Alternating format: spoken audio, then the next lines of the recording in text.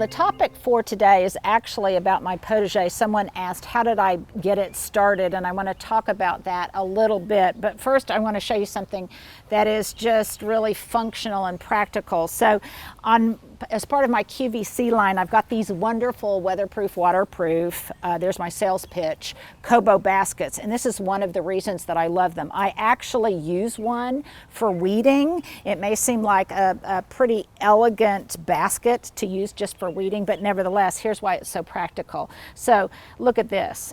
It rained yesterday, and I had this tub out here, which is a traditional kind of thing that most of us would use for weeding. It could be a bucket, it could be any kind of device or receptacle that basically was like a tub, and it would collect water when it rained. I can weed, leave this outside. If it rains, all the water just runs right through the basket because the basket is permeable. I can lift it up and I don't have to deal with any of this muck and potential mosquito environment that I've got brewing right here in this tub. So that is the reason that I like to use one of these Kobo baskets for my weeding. And the other thing is I can leave them out, and to me, all of this mud that will get on it from my weeding just makes it that much more good looking. And it doesn't matter how much I squish it or whatever, it just kind of goes back into its original shape. So there's my little sales pitch that I did not necessarily intend to do, but when I saw it, I thought that's one of the reasons I love that basket so much. Okay, so come into the potager. And I'm trying to really catch up and answer lots of questions that people have asked that just don't have a very short answer. So I'm a little bit embarrassed, even though it looks beautiful. And Stuart, let's do a close-up, shall we, on this gorgeous poppy? And here's a wonderful example of a color echo. Look at this pear tree foliage, and how it perfectly echoes the inside, in color, the inside of that poppy. And certainly the bees love it. I'm really digressing on my talking points today, but those poppies aren't in bloom for very long, so we have to enjoy them while they're here. So this is still really, it's very rambunctious right now. It looks pretty, it seems to be happy, but it needs a lot of tending, and I will do that eventually. My boxwood that I've been talking about is just about grown out completely, and I'll be able to trim it and restore some order to this area. But let's talk about the design of this space. Now, we have done some drone shots of this. Stuart, if you would add a drone shot to this so you can see what it looks like overhead. This is basically two stylized hearts that face one another with a circle in the middle. Now, believe it or not, when I originally planted this, probably 28 years ago, I did this all by eye. And it was not that difficult to do because I just could identify where the circle in the middle was going to be. And then I positioned the boxwoods around it to form and constantly referencing to make sure that there was symmetry. But how did I do that? Well, I planted the circle first, and to do that circle, I basically just did that basic thing that you would do with a radius when you were in geometry class, and I just put a pencil in the center, I put a string on it, and I just drew a great big circle, and around that circle I positioned wintergreen boxwoods. I put one about every 15 to 18 inches, and I would say it immediately assumed its form. You could clearly tell it was a circle.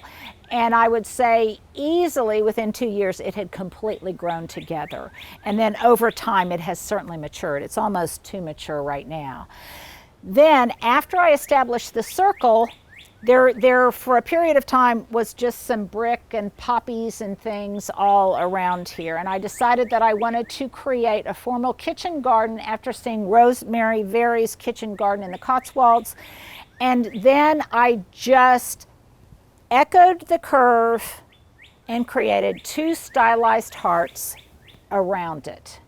Initially, I did not have the boxwood spheres that punctuate the entry.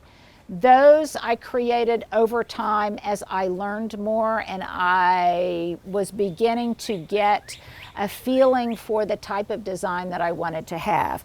But all of these boxwoods, again, this is wintergreen boxwood. I would say it's probably the least expensive boxwood you can find. It's very tough.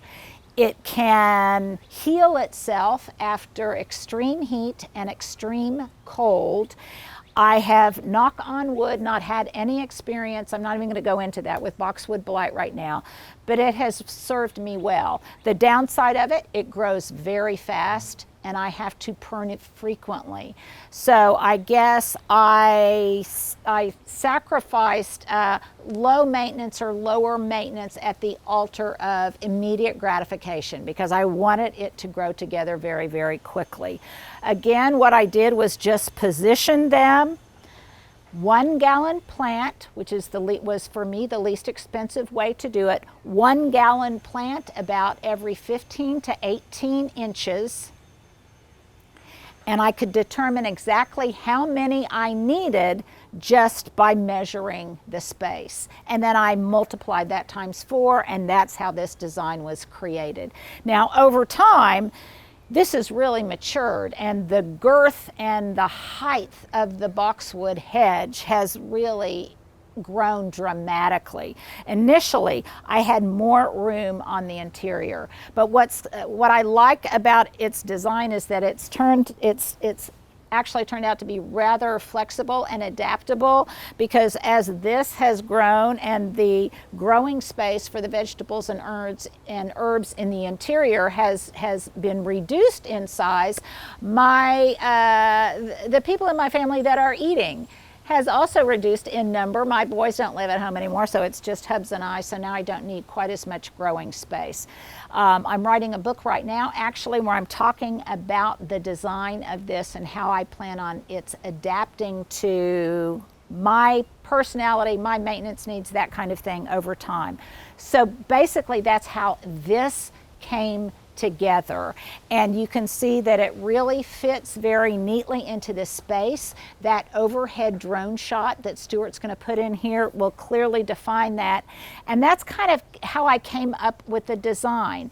Now, over time, what I have done some things differently as I learned. Sure, first of all, I didn't necessarily know I would be here for 30 years and that this would grow so much in girth and in scale and in size. So my access points now are really kind of difficult to navigate because these have grown so big. Another change that I would have made, I love this deer little pathway, brick pathway that goes into the center, but I would have made it much wider and much more accommodating. And particularly if you have back issues, if you don't design a space with enough room to really work, that will play tricks on you, and not happy tricks. So that's another change I would make over time. But nevertheless, I think the strength of the original design has held well over the years. This area has been in a million magazines, it's been on TV, it's been in all sorts of places. So hopefully there was some beauty in my very naive, uninformed design that I came up with originally. So that might help you as you're designing a kitchen garden. And then this whole space across here, originally for me, it was just going to be a cut flower garden. And I decided over time that I wanted it to look good all year round, not just when those cut flowers were in bloom. And I wanted it to be a little bit more low maintenance. So I provided some evergreens as structure. And you can see that I have to continually trim that Virginia creeper that comes over the fence. But when it's trimmed and when I keep it behaved, it actually is a beautiful parenthesis, I think, on the bed itself. And so this over time has kind of transitioned, and it certainly is going to transition this year as a lot of things died. from our Arctic blast. So that's another thing that will always inform your design, are changes and apocalyptic weather events. So anyhow, I hope you enjoyed that. You guys make sure to comment below. I got the ideas for the last 2 videos from you. So tell me what you want. Make sure to comment about your own gardens. I get such a kick of hearing about how you guys use some of these ideas, or you share your ideas with me and I use yours. This back and forth discussion that we have about gardens and gardening design. Thank you again. Thank you again for supporting me on QVC this week. You guys are the best. Have a great weekend.